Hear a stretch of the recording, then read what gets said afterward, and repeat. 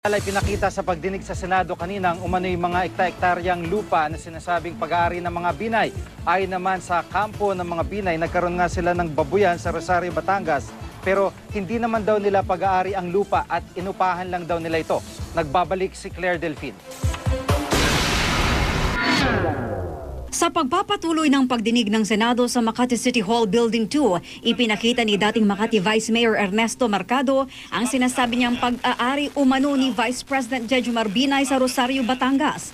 Ang tinagurian niyang Hacienda Binay, may 350 ektarya ang lawak, may resort pool, manukan at man-made lagoon.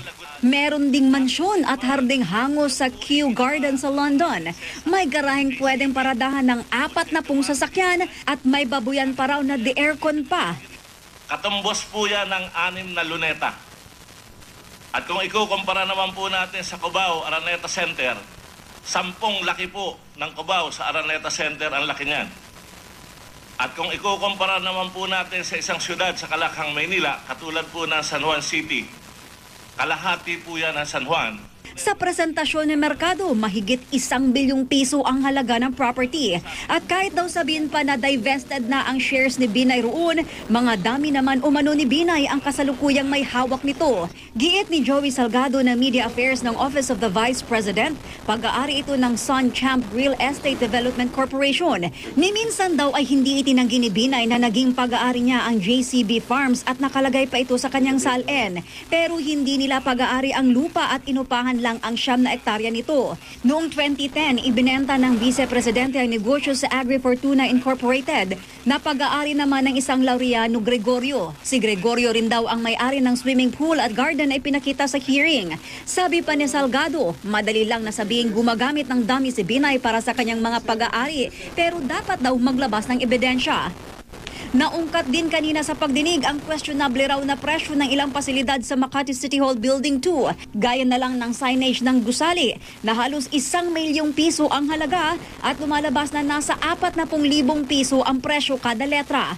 Ipinagtataka rin ng mga senador ang presyo ng ilang gamit sa banyo. Halimbawa, nasa mahigit 17,000 pesos lang ang presyo ng kada unit ng hand dryer noong Phase 3 ng proyekto.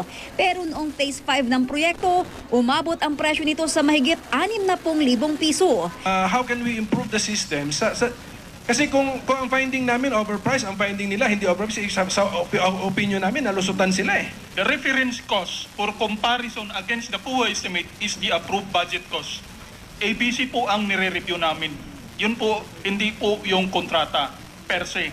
Look at that kind of a conclusion, di ba? Senator Pimentel does not know the technical rules of auditing sa COA. Ang mga abogado naman ni Mayor Junjun Binay, balak iakyat sa Korte Suprema ang pagbasura sa jurisdictional challenge nila sa subcommittee. Kino-question nila kasi kung talaga bang in aid of legislation pa rin ang anilay paglabag na sa mga karapatan ng kanilang kliyente.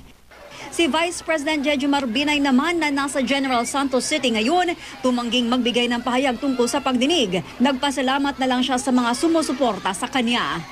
Maraming salamat po mga kababayan sa patuloy po ninyong pagtitiwala at sa dasal na itong mga nangyayari sa amin na kabi-kabila ang personal at walang batayan na paninira sa amin. Hindi naman po kayo naniniwala. Claire Delfin, GMA News.